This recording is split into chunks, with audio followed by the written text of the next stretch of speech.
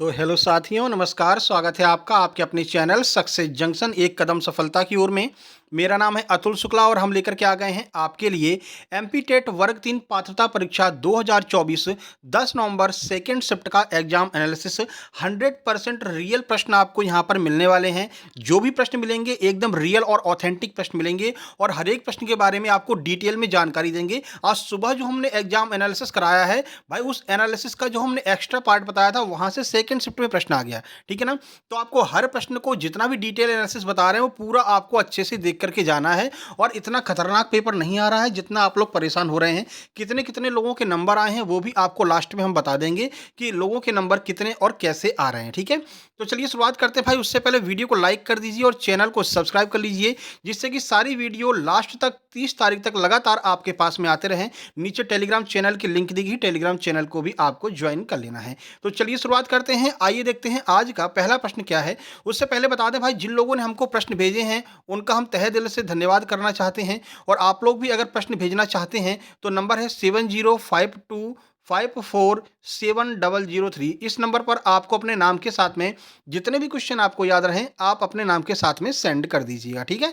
और चलिए भाई, और आपको ये भी दिखाते हैं कि जो हमने प्लेलिस्ट तैयार की थी, जो हमने आपको पढ़ाया था, उसमें से कितने प्रश्न आए। एज इट इज वही प्रश्न सेम टू सेम रखे मिल रहे हैं, एक भी प्रश्न इधर से उधर नहीं हो रहा है। ठीक है। तो चलिए देख लेते हैं। देखिए, रामू अवस्थी जी इन्होंने हमें प्रश्न भेजे हैं। 94 नंबर इनके आए हैं।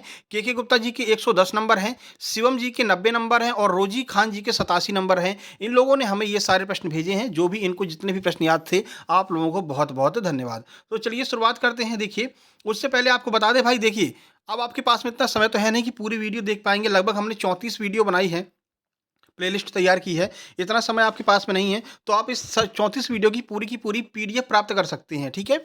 और आप जो है एक बार पढ़ करके जाइए, देखिए, मैं गारंटी दे रहा हूं आप ये पीडीएफ पढ़ कर भी चले जाएंगे तो आपके 90 प्लस स्कोर आराम से आ जाएगा। आप आराम के साथ में क्वालिफाई कर जाएंगे। ठीक है ना।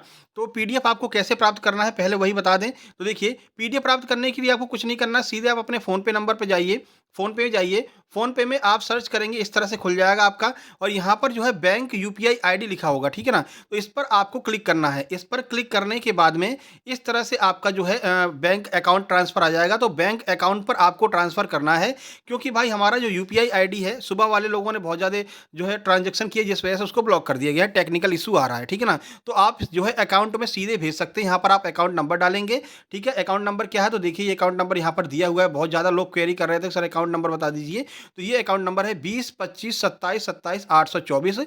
और ये आईएफएससी कोड है SBIN 30433 और एसबीआई बैंक का यह अकाउंट है। तो आपको यही अकाउंट नंबर यहाँ पर डाल देना है। ठीक है ना। यहाँ पर अकाउंट नंबर डाल देना है और उसके बाद में 15 रुपये मात्र आपको सेंड कर देने हैं। उसका स्क्रीनशॉट हमारे पास में भेज देना है इस नंबर पर और तुरंत आपको पीडीएफ मिल जाएगी। ये नंबर है 7052547003। इस नंबर पर जो है आपको भेज देना है उस जो आपने ट्रांजेक्शन किया है उसका स्क्रीनशॉट भेज दीजिए और तुरंत की तुरंत आपको पीडीएफ मिल जाएगी। ठीक है।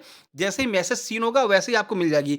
मैसेज सीन नहीं हो तो बिल्कुल भी परेशान नहीं होना है। सीन होते ही आपको जो है पीडीएफ सेंड कर दी जाएगी। वही पीडीएफ पढ़ जाइए, आपका काम हो जाएगा। ठीक है।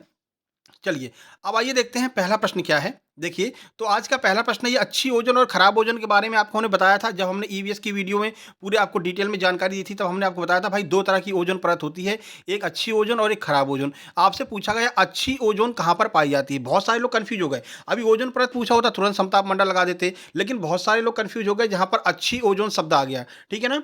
तो देखिए, अच्छी ओजोन का अर्थ है कि समताप मंडल में ही जो अपनी ओजोन परत है उसी को हम अच्छी ओजोन कहते हैं। तो सर खराब ओजोन आपके क्षोभ मंडल में पाई जाती है। सर ऐसा कैसे हो सकता है। तो जो आपकी फ्रिज में से ओजोन पर निकलती है, सीएफसी क्लोरोफ्लोरोकार्बन निकलती है, वो आपके क्षोभ मंडल में ही रहती है। ठीक है ना। इसी को हम खराब ओजोन कहते हैं। तो आगे आपसे पूछा जाए कि खराब ओजोन कहाँ पाई जाती है, तो वो अपने क्षोभ मंडल में आसपास ही पाई जाती है। ठीक है।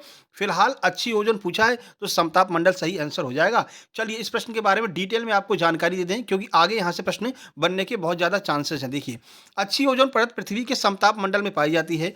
ओजोन परत जो है वो समताप मंडल के निचले हिस्से में पाई जाती है। अब आप पूरा डिटेल करके जाना है आपको, क्योंकि देखिए आज सुबह आपसे सिंपल प्रश्न पूछ लिया था ओजोन के बारे में, ओजोन दिवस कब मनाया जाता है। अब सेकंड वाले शिफ्ट में थोड़ा-सा अंदर घुस गया कि ओजोन परत कहाँ पाई जाती है, वो भी अच्छी वाली। आगे आपसे और डिटेल में पूछ सकते हैं, तो हम एक-एक प्रश्न के बारे में डिटेल में जानकारी देंगे, जिससे आज आपको बाद में परेशान नहीं होना पड़े। देखिए, यह पृथ्वी की सतह से 15 से 35 किलोमीटर की ऊँचाई पर होती है। ऊँचाई आपसे पूछी जा सकती है।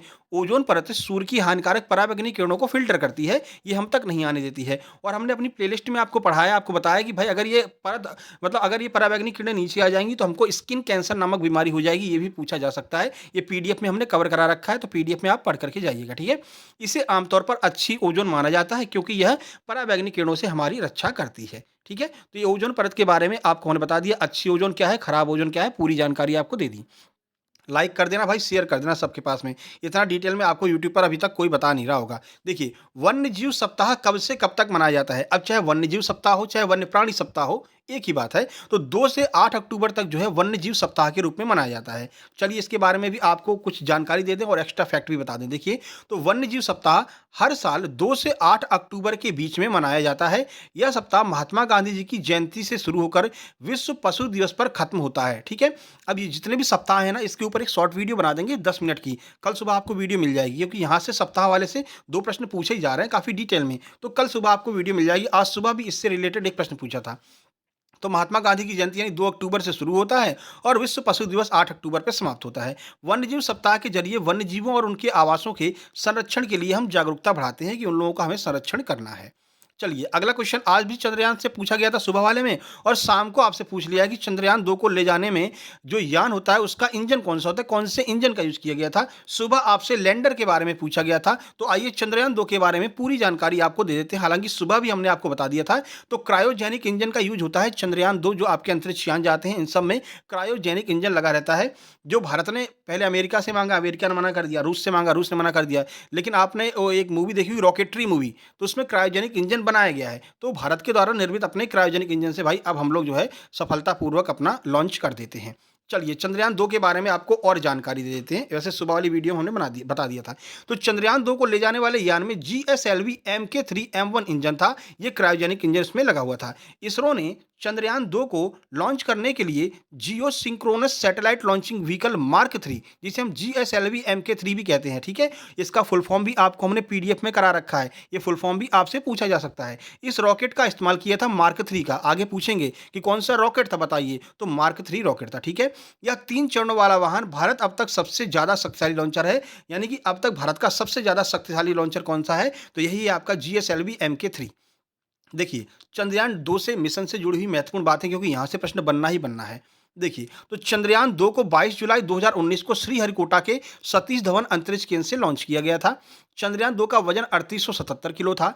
चंद्रयान 2 में ऑर्बिटर आपका लैंडर विक्रम था और रोवर प्रज्ञान था। सुबह आपसे लैंडर विक्रम पूछा है, आगे आपसे रोवर पूछ सकते हैं, तो प्रज्ञान रोवर था। ये 3 मॉड्यूल उसमें लगे हुए थे।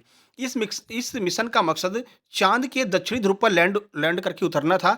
चंद्रयान 2 मिशन फेल हो गया, क्योंकि लैंडर चांद की सतह पर सही से उतर नहीं सका और वो गिर गया, उल्टा हो गया, जो अभी तक उल्टा ही है, ठीक है? अब चंद्रयान 3 अपन ने लॉन्च कर ही दिया है और अपन तो सफल हो ही गए दक्षिणी ध्रुव पर पहुंचने में। सबसे अंधेरे वाला ध्रुव है दक्षिणी ध्रुव चंद्रमा का। ये आपको हमने जो वीडियो बनाई है उसमें बता रखा है, ठीक है? जो हमने अंतरिक्ष वाली वीडियो बनाई है उसकी पीडीएफ आप प्राप्त कर सकते हैं। कैसे प्राप्त करना बता रखा है आपको। देखिए, अब अग्नि मिसाइल के बारे में पूछा गया था, लेकिन एग्जैक्ट प्रश्न हमको नहीं मिल पाया कि अग्नि मिसाइल से क्या पूछा था। चलिए अग्नि मिसाइल के बारे में आपको जानकारी दे देते हैं। और ये अग्नि मिसाइल, नाग मिसाइल, ये सब हम पढ़ा चुके हैं आपको। देखिए, तो अग्नि प्रक्षेपास्त्र की अगर हम बात करें, तो देखिए अग्नि प्रक्षेपास्त्र की बात करते हैं। अग्नि प्रक्षेपास्त्र मध्यम से अंतर महाद्वीपीय धुरी का एक मारक करने में सक्षम प्रक्षेपास्त्रों का समूह है, जो भारत के एकीकृत निर्देशित मिसाइल विकास कार्यक्रम के द्वारा स्वदेशी तकनीकी से विकसित की गई है, ठीक है? भारत 2008 तक इस प्रक्षेपास्त्र मिसाइल का समूह 3 संस्करण प्रक्षेपास्त्र तैयार कर चुका है। यानी कि 2008 से हमने इसको बनाना शुरू किया था। अग्नि मिसाइल कैसी है? मध्यम दूरी की अंतर महाद्वीपीय मिसाइल है। ये आपको याद रखना है। आपको अगर किसी को याद हो कि अग्नि मिसाइल से क्या प्रश्न आया था, तो बता सकते हैं हमको, ठीक है? बाकी मिसाइल मैन किसे कहा जाता है, एक बार फिर से कमेंट बॉक्स में कमेंट करके बताइएगा कि भारत का मिसाइल मैन किसे कहा जाता है। और वीडियो में आपको बता चुके हैं अंतरिक्ष बारे में, मिसाइल मैन कौन है, मिसाइल वुमेन कौन है, अंतरिक्ष मैन कौन है, सारी जानकारी आपको हम उसमें दे चुके हैं। देखिए गैनीमीड वाला हमने आपको बताया था, गैनीमीड वाला प्रश्न आएगा ही आएगा, क्योंकि ये उपग्रह एक सबसे बड़ा उपग्रह भाई, तो यहाँ से प्रश्न आना ही है। तो आज पूछा गया था गैनीमीड जो है वो किसका उपग्रह है, तो आप सबको पता है भाई बृहस्पति ग्रह का उपग्रह है गैनीमीड। चलिए गैनीमीड के बारे में आपको अतिरिक्त जानकारी दे देते हैं। देखिए क्योंकि कहाँ खोजा गया था, कब खोजा गया था, इसकी खोज किसने की थी, यहाँ से प्रश्न बनेगा। देखिए गैनीमीड बृहस्पति का उपग्रह है, यह सौरमंडल का सबसे बड़ा चंद्रमा है। चंद्रमा का अर्थ होता है उपग्रह, तो सौरमंडल का सबसे बड़ा उपग्रह कौन है, गैनीमीड है। गैनीमीड के बारे में कुछ खास बातें देख लीजिए। गैनीमीड का व्यास जो है 5268 है, यह बुध ग्रह से भी बड़ा है। ठीक है, इतना डीपली हालांकि नहीं पूछेंगे, लेकिन बता दे रहे हैं आपको, ठीक है ना। गैनीमीड का द्रव्यमान सौरमंडल के सभी चंद्रमाओं में सबसे ज़्यादा है। यह पृथ्वी के चंद्रमा से भी दुगना ज़्यादा भारी है, जो आपका चंदा मामा है उनसे डबल है। ठीक है, गैनीमीड बृहस्पति के चारों ओर करीब हर 7 पृथ्वी के दिनों में एक परिक्रमा पूरा करता है। 7 दिन में एक परिक्रमा यह पूरा कर लेता है। ठीक है, आगे देखिए गैनीमीड ज्वारीय रूप से बंद है। इसका मतलब है कि पृथ्वी के चंद्रमा की तरह गैनीमीड का एक ही हिस्सा हमेशा बृहस्पति की ओर रहता है। जैसे हमें चंद्रमा का एक ही हिस्सा दिखाई देता है, वैसे गैनीमीड का भी एक ही हिस्सा दिखाई देता है। ठीक है, खोज देख लीजिए, ये महत्वपूर्ण है, ये पूछा जाएगा। गैलीलियो गैलीलाई ने सौरमंडल में सबसे बड़े इस गैनीमीड को खोजा था। इसका श्रेय किसे दिया जाता है, गैलीलियो गैलीलाई को दिया जाता है। इनका नाम जरूर याद रखना, ये प्रश्न आगे 101% बनने वाला है। चलिए अगला देखिए, अंतरिक्ष में पहला सैटेलाइट कब लॉन्च किया गया था। अंतरिक्ष वाली वीडियो में करा रखा है, प्रैक्टिस सेट में भी करा रखा है। ठीक है, तो स्पुतनिक 1, अगर विश्व की बात करते हैं तो विश्व में स्पुतनिक 1। अब विश्व में पहला कौन सा है, भारत में पहला कौन सा है, सारे ही करा देते हैं, क्या पता कौन सा पूछ ले आपसे अगली शिफ्ट में। तो देखिए दुनिया का पहला सैटेलाइट स्पुतनिक 1 4 अक्टूबर 1957 को सोवियत संघ यानी कि रूस के द्वारा लॉन्च किया गया था। इस घटना ने अंतरिक्ष युग की शुरुआत की और अमेरिका और सोवियत संघ के बीच में अंतरिक्ष दौड़ को और भी तेज कर दिया था। तो पहला स्पुतनिक 1 था। वहीं भारत की बात कर लेते हैं। देखिए वहीं भारत का पहला स्वदेशी सैटेलाइट आर्यभट्ट है, जो 19 अप्रैल 1975 को लॉन्च किया गया था। इसे भारतीय अंतरिक्ष अनुसंधान संगठन इसरो ने बनाया था। इसे सोवियत संघ के स्पुतियन यार जो आपका रॉकेट प्रक्षेपण है उसके द्वारा इसको लॉन्च किया गया था। ठीक है, किसकी मदद से, तो कॉस्मोस 3M प्रक्षेपण यान की मदद से इसको लॉन्च किया गया था। तो भारत वाला भी बता दिया और इसरो का भी बता दिया है। जो भी आपसे पूछे आप आसानी के साथ में आंसर दे सकते हैं। देखिए अगला है, वातावरण कितने प्रकार के होते हैं, यह प्रश्न भेजा गया है। अब ये वातावरण के बारे में पूछा था कि मंडल के बारे में पूछा था, तो चलिए पूरी जानकारी आपको दे देते हैं। वैसे वातावरण 4 प्रकार के होते हैं, कौन कौन से देख लीजिए। तो वातावरण 4 तरह के होते हैं, जैसे भौतिक वातावरण हो गया, जैविक वातावरण, सामाजिक वातावरण और जलवायु वातावरण। अब देखिए कुछ महत्वपूर्ण बातें देख लीजिए। पर्यावरण जो है, हमारे आसपास जीवित या गैर जीवित चीज़ों को हम पर्यावरण कहते हैं। जैव विविधता से भी आपके प्रश्न कई पूछे गए हैं, तो जैव विविधता को अच्छे से पढ़ करके जाना है। ठीक है, देखिए और ये जैविक और अजैविक घटक पूछे जा सकते हैं। पर्यावरण में जैविक और अजैविक 2 तरह के घटक होते हैं, आप जानते हैं। जिनमें जीवन है वो आपके जैविक घटक हैं, जिनमें जीवन नहीं है, जो जिंदा नहीं है, प्राण नहीं है, वो अजैविक घटक है। दोनों याद रखिएगा। पर्यावरण प्राकृतिक सामाजिक निर्मित हो सकता है। पर्यावरण के 4 मूल घटक हैं। अब देखिए 4 मूल घटक पूछ ले हूँ या वातावरण पूछ लियो, दोनों एक आंसर जो है वही होगा 4। तो देखिए वायुमंडल, जलमंडल, स्थलमंडल और जीवमंडल, ये 4 घटक हैं। ये 4 घटक आपको याद रखने हैं। हो सकता है आपसे आगे घटक पूछ लिया जाए। ठीक है, बाकी आप लोगों से निवेदन है भाई, जितने प्रश्न याद रहा करें आप लोग इस नंबर पर जरूर से जरूर सेंड कीजिए, जिनका भी आगे एग्जाम है। जैसे आज आप देख रहे हैं ना, वीडियो तलाश रहे हैं, ऐसे और भी लोग तलाशते हैं, लेकिन लोग भेजते नहीं हैं प्रश्न। तो जो लोग भी हों, जितने प्रश्न याद हों, इस नंबर पर जरूर से जरूर सेंड किया कीजिए। ठीक है, ये कोई चयन वाला एग्जाम तो है नहीं कि आपसे कोई आगे निकल जाएगा भाई। कोई क्वालिफाई कर जाएगा फिर चयन परीक्षा में देख लेंगे। ठीक है ना। देखिए किस गणितज्ञ ने गणित को ब्रह्मांड कहा है, तो गैलीलियो गैलीलाई ने ही गणित को ब्रह्मांड कहा है। कैसे कहा है देखिए, तो इतालवी गणितज्ञ और विचारक गैलीलियो ने कहा था कि गणित वह भाषा है जिसमें परमेश्वर ने संपूर्ण जगत या ब्रह्मांड को लिखा है। उनका मानना था कि ब्रह्मांड गणितीय ज्ञान में लिखा गया है। और ये वाला सेम टू सेम प्रश्न हम अपने PDF में करा चुके हैं, जो हमने वीडियो बना रखी है उसमें कराया था कि भाई गैलीलियो गैलीलाई ने कहा है कि जो ब्रह्मांड है, जो ईश्वर ने ब्रह्मांड का निर्माण गणित के द्वारा ही किया है। ठीक है, तो याद रखिएगा गैलीलियो गैलीलाई के द्वारा जो है आपके गणितज्ञ ने गणित को ब्रह्मांड का ज्ञान कहा है। आगे देखिए, मस्तिष्क के 75% हिस्से का विकास किस उम्र में हो जाता है, यह प्रश्न पूछा गया है और हमने करा भी रखा है। तो 1 साल की उम्र में 75% हिस्से का जो है विकास यहाँ पर हो जाता है। देखिए तो मस्तिष्क का 75% हिस्सा का विकास 1 साल की उम्र तक हो जाता है। मस्तिष्क के विकास से जुड़ी कुछ जानकारी देख लीजिए, क्योंकि विकास से प्रश्न पूछा जा रहा है। ठीक है? देखिए, तो जन्म के समय मस्तिष्क अपने वयस्क आकार का 25% होता है, पूछेंगे जन्म के समय कितना होता है तो 25%। 3 साल की उम्र तक ये 80% का विकास इसका 3 साल की उम्र तक हो जाता है और 5 साल की उम्र तक जो मस्तिष्क है, वो अपने वयस्क आकार का 90% जो है, पूरा जो हिस्सा है वो आपका 5 साल की उम्र तक 90% विकसित हो जाता है। ठीक है? और मस्तिष्क का विकास जो है जटिल और गैर रेखीय होता है, ये भी आपको याद रखना है। तो ये ईवीएस के हमें इतने प्रश्न मिले थे, जो एग्जैक्ट प्रश्न थे वो हमने आपको बता दिए हैं। ज़्यादा परेशान होने की बिल्कुल भी आवश्यकता नहीं है। बाकी ईवीएस में पेडागोजी वाले जो प्रश्न आ रहे हैं वो अपनी पीडीएफ से ही आ रहे हैं। आप पीडीएफ पढ़ कर के जाइए, जो हमने ईवीएस में पेडागोजी कराया है, गणित में पेडागोजी कराया है, वो सारे प्रश्न उसी पेडागोजी से आ रहे हैं, ठीक है ना? पेडागोजी के प्रश्न लोगों को याद नहीं रहते हैं क्योंकि थोड़े से टफ रहते हैं। लेकिन हमने जो पेडागोजी करा रखी है उसी में से आएँगे, आप बिल्कुल निश्चिंत रहिए। ठीक है? अब चलिए हिंदी की बात कर लेते हैं। तो हिंदी में पूछा गया था प्रशंसनीय शब्द की शुद्ध वर्तनी बताइए। तो प्रशंसनीय का शुद्ध वर्तनी का आया था। तत्पुरुष समास के भेद पूछे गए थे, सुबह भी पूछा था और शाम को भी पूछा है।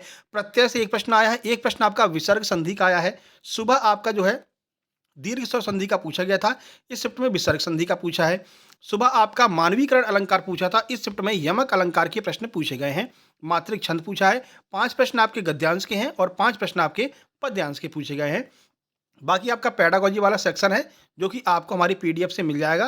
वो पेडागोजी आप कर जाएँगे तो आपको बिल्कुल भी परेशान होने की आवश्यकता नहीं रहेगी। आगे देखिए बाल विकास की बात कर लेते हैं। लॉजिकल वाले 3 प्रश्न आए थे। लॉजिकल का अर्थ है, जैसे कि हमने आपको सुबह ही बताया था, कि कोई भी ऐसा कार्य जो आपको सोचने पर मजबूर कर दे। जैसे कि हो गया आपका कि कोई बालक है, कक्षा में शोर कर रहा है, आप उसको चुप कराने के लिए क्या करेंगे? तो ये सारे प्रश्न जो है लॉजिकल प्रश्न आपके एग्जाम में पूछे गए थे। ठीक है? ऐसे 3 प्रश्न पूछे गए थे। बाकी अवस्थाओं के क्रम के प्रश्न सुबह भी पूछे गए थे और इस शिफ्ट में भी 2 प्रश्न आपके अवस्थाओं के क्रम के पूछे गए हैं। एक प्रश्न जीन पियाजे से रिलेटेड आया था, कि जीन पियाजे मतलब कि उनके कह सकते हैं कि वक्तव्य से रिलेटेड आया था। सतत विकास का सिद्धांत पूछा गया था। पूर्व संक्रियात्मक अवस्था की एज पूछी गई थी, कब से कब तक होती है। 2 प्रश्न आपके अधिगम से पूछे गए थे। उसके बाद में विकास की अवस्था से 2 प्रश्न पूछे गए थे। किस विधि को सूत्र विधि भी कहा जाता है? जो निगमन विधि होती है उसे हम सूत्र विधि भी कहते हैं। ये सब कुछ पढ़ा रखा है। बाकी है कि भिन्न-भिन्न प्रकार के बच्चों को पढ़ाने के लिए हमें क्या करना चाहिए? तो भिन्न-भिन्न प्रकार के बच्चों को पढ़ाने के लिए भिन्न-भिन्न तरीके से हमें अलग-अलग तरीके अपनाने रहेंगे। ठीक है? उसके बाद एक प्रश्न आपका पुनर्बलन से था, मैस्लो से एक प्रश्न आया था, समावेशी शिक्षा से 3 प्रश्न आए थे, व्यक्तिगत भिन्नता का 1 प्रश्न और 1 प्रश्न आपका बुद्धि से आया हुआ था। ठीक है? आगे बढ़ते हैं, संस्कृत की ओर चलते हैं। 2 आपके पैराग्राफ आए थे और 15 नंबर आपके इन्हीं पैराग्राफ से ही आ गए थे। ठीक है? बाकी आपका धातु और लकार से 2 प्रश्न पूछे जा रहे हैं। तद्धित प्रत्यय, इस शिफ्ट में 1 प्रश्न जो है तद्धित प्रत्यय से पूछा गया है। बाकी पेडागोजी से प्रश्न हैं और संधि के प्रश्न पूछे गए हैं। और आपको बता दें, हमारी पीडीएफ में भाई हमने संस्कृत को नहीं कवर किया है, ठीक है ना? क्योंकि संस्कृत का टीचर हमारे पास में था नहीं, सीधी-सीधी बात, कोई छुपाने वाली बात नहीं है, ठीक है? लेकिन उतनी भी पीडीएफ अगर आप कवर कर लेंगे तो 90 प्लस स्कोर तो आप आराम से ले आएँगे, ठीक है ना? आप पढ़ कर के देख लीजिएगा, आपको अपने आप समझ में आ जाएगा, जो हम एनालिसिस करा रहे हैं वो प्रश्न उसमें मिलेंगे कि नहीं मिलेंगे, ठीक है? तो 90 प्लस स्कोर आप आराम से कर जाएँगे। बाकी संस्कृत के लिए पीवाईक्यू देख लीजिए, जिसने भी थोड़ा-सा भी पढ़ा होगा संस्कृत, वो आराम से क्वालीफाई कर जाएगा। ठीक है? चलिए मैथ की ओर चलते हैं। मैथ में क्या पूछा गया है? तो वही रेशियो के 3 प्रश्न पूछे गए हैं। 3 प्रश्न रेशियो के, मैथ एकदम सिंपल लेवल का आ रहा है। कक्षा 8 तक का मैथ आ रहा है, समझ लीजिए आप, ठीक है? मैथ पेडागोजी के आपके लगभग 8 से 9 प्रश्न मैथ पेडागोजी के आए हैं और मैथ पेडागोजी के एक भी प्रश्न ऐसे नहीं है जो उस पीडीएफ से बाहर गए हों। तो मैथ पेडागोजी जो हमने करा रखी, टॉप 200 प्रश्न उसी में से आएँगे, निश्चिंत रहिए। बाकी घनमूल आपसे पूछे जा रहे हैं और बड़े सिंपल से घनमूल पूछे जा रहे हैं। 125 का घनमूल क्या होगा? ठीक है? 512 का आज सुबह पूछा था। 24 का स्क्वायर क्या होगा? ये पूछा था। 27 का स्क्वायर क्या होगा? तो वर्गमूल, घनमूल के 2-2 प्रश्न आपके देखने को मिल रहे हैं। बाकी एक प्रश्न आपका आयतन का आ रहा है। सुबह बेलन का आयतन पूछा गया था और इस शिफ्ट में भी आपका मेंसुरेशन से 2 प्रश्न देखने को मिले हैं। विभाज्यता के नियम से 3 प्रश्न देखने को मिल रहे हैं। तो विभाज्यता का नियम अच्छे से कर के जाइए। सुबह 19 का विभाज्यता पूछा था, 13 और 11 का विभाज्यता का नियम इस शिफ्ट में पूछा गया है, तो अच्छे से कर के आपको जाना है। बाकी यहाँ पर जो है रेशियो वाले प्रश्न पूछे हैं, वही ए रेशियो बी अगर कुछ दे रखा है, बी रेशियो सी कुछ दे रखा है, एबीसी का रेशियो क्या होगा, ये सिंपल वाले प्रश्न हैं। 2 प्रश्न एज के पूछे जा रहे हैं हर शिफ्ट में। सुबह भी पूछे थे, इस शिफ्ट में भी एज के बिल्कुल सिंपल लेवल के प्रश्न पूछे गए थे। बाकी बॉड, ये आपका सेक्शन बड़ा आ रहा है, सिंप्लीफिकेशन, बॉड मास और चिन्ह परिवर्तन। यहाँ से आपके लगभग 9 प्रश्न आ रहे हैं। सिंप्लीफिकेशन यानी कि वो प्लस माइनस गुणा भाग वाले। बॉड मास के 2 प्रश्न आ रहे हैं कि पहले प्लस करेंगे, गुणा करेंगे, भाग करेंगे या फिर डिवाइड, ये सब। उसके बाद में चिन्ह परिवर्तन क्या आ रहे हैं, जो रीजनिंग वाले प्रश्न होते हैं ना, चिन्ह परिवर्तन, यदि प्लस को माइनस, माइनस को प्लस, प्लस और आपको गुणा को ऐसे कर दें, तो बताइए कौन सा इसमें ऐसा ऑप्शन है जो इसको बिल्कुल सही मतलब वेरीफाई करेगा। तो ऐसे प्रश्न जो है आपके चिन्ह परिवर्तन के 2 प्रश्न आ रहे हैं, यही थोड़े से कठिन लेवल के आ रहे हैं, बाकी सब कुछ सिंपल लेवल का है। एक प्रश्न आता है, ए रेशियो भी 6:4 है, बी रेशियो सी 4:3 है, तो बताइए कि ए बी सी का रेशियो क्या होगा, ठीक है। तो कुछ इस तरह के प्रश्न आपके एग्जाम में देखने को मिल रहे हैं। बिल्कुल भी आपको परेशान होने की आवश्यकता नहीं, एकदम सिंपल लेवल का एग्जाम आपका आ रहा है, घबराना बिल्कुल भी नहीं है। वहीं अगर अंकों की बात करें तो आज के जो अंक हैं वो इसी तरह के अंक आए हैं, 85, 87, 75, 115, 90, 91 और 82 नंबर मिला है। और कुछ लोगों के नंबर कम भी आए, जैसे 49 नंबर, 59 नंबर, ठीक है, 69 नंबर। अब इन लोगों के नंबर कम क्यों आए? क्योंकि भाई इन लोगों ने पढ़ाई ही नहीं की थी, इन लोगों ने तैयारी नहीं की। अब कल पेपर है, आज सोचे चलो पेपर दे करके आ जाते हैं। तो ऐसे जितने भी लोग हैं उनसे हमारा निवेदन है भाई, अगर आप क्वालिफाई होना चाहते हैं 49-50 नंबर तक तो पहुंच जाएंगे, बचे आपके 40 नंबर, तो उन 40 नंबर के लिए आप ये पीडीएफ लेकर के जाइए, पीडीएफ पढ़ करके जाइए, आराम से आप 90 प्लस स्कोर कर जाएंगे, ठीक है ना। जो भी लोग ऐसे हैं जो रह गए हैं, तो वो लोग व्हाट्सएप कर सकते हैं 7052547003 पर। यहाँ पर व्हाट्सएप करके भी मंगा सकते हैं, वहाँ पर हम आपको प्रक्रिया बता देंगे। नहीं तो भाई हमारा अकाउंट नंबर है, इस अकाउंट नंबर में ही आपको सेंड करना पड़ेगा। माफ़ी चाहते हैं, फ़ोनपे और गूगल पे जो है ज़्यादा ट्रांजैक्शन की वजह से अभी टेक्निकल इशू 24 घंटे के लिए बंद कर दिया गया है, ठीक है ना। तो आप ट्रांजैक्शन इसी अकाउंट में ही कर सकते हैं, ठीक है। बाकी ये आपका आईएफएससी कोड है, ये अकाउंट नंबर है, सेंड कैसे करना है बता रखा है आपको। आप अपने फ़ोनपे या गूगल पे में जाएंगे तो दूसरा ऑप्शन मिलेगा टू बैंक या यूपीआई आईडी, तो टू बैंक वाले पर क्लिक करना है आपको। और यहाँ पर इस तरह से जो है आपको सर्च बैंक अकाउंट आ जाएगा, यहाँ पर आपको 20 25 27 27 824 डाल देना है, तुरंत हमारा नाम आ जाएगा। अगर आईएफएससी कोड मांगता है तो वो भी हमने आपको दे रखा है, वैसे आईएफएससी कोड कंपलसरी नहीं है, तो आप डायरेक्ट भी यहाँ से सेंड करके उसका स्क्रीनशॉट लेकर के हमारे पास में भेज दीजिएगा, ठीक है। बाकी इस वीडियो को लाइक और चैनल को सब्सक्राइब कर लीजिएगा। मिलते हैं कल सुबह फर्स्ट शिफ्ट के एग्जाम एनालिसिस में, तब तक के लिए नमस्कार, धन्यवाद। शेयर कर दीजिए, नीचे टेलीग्राम चैनल की लिंक दी है, टेलीग्राम चैनल को भी ज्वाइन कर लीजिएगा, ठीक है। नमस्कार।